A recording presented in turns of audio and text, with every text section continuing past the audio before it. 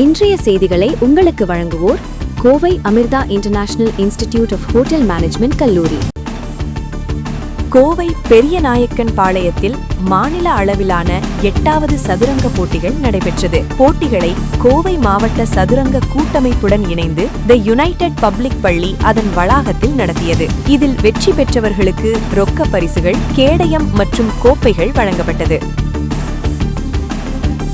மாநில அளவிலான 8வது சதுரங்க போட்டி கோவை மாவட்ட சதுரங்க கூட்டமைப்புடன் மற்றும் தி யுனைடெட் பப்ளிக் பள்ளி இணைந்து பள்ளி வளாகத்தில் நடத்தினர்.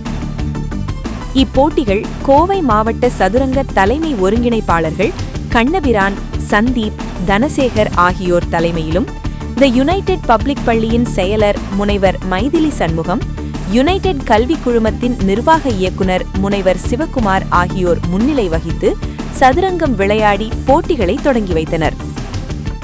9 வயதிற்கு உட்பட்டோர், 12 வயதிற்கு உட்பட்டோர், 15 வயதிற்கு உட்பட்டோர், திறந்தவெளி மற்றும் குழந்தைகளுக்கான சிறப்பு பிரிவு என பிரிவுகளில் நடைபெற்ற இப்போட்டிகளில் திருப்பூர், ஈரோடு, தஞ்சாவூர் முதலிய பல்வேறு மாவட்டங்களிலிருந்து 227 சதுரங்க போட்டியாளர்கள் ஆர்வமுடன் பங்கேற்று விளையாடினர்.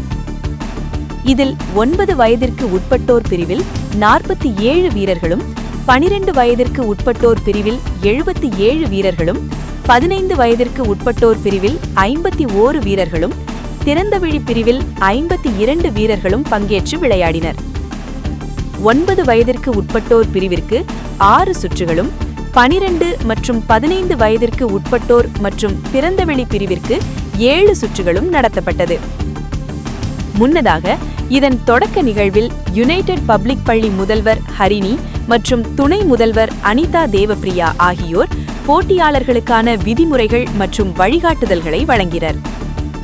போட்டிகளின் இறுதியில் நடைபெற்ற பரிசளிப்பு விழாவில் பல்வேறு பிரிவுகளில் நடைபெற்ற போட்டிகளில் வெற்றி பெற்றவர்களுக்கு ரொக்க பரிசுகள், கேடயம் மற்றும் கோப்பைகள் சிறப்பு பரிசுகளாக வழங்கப்பட்டது.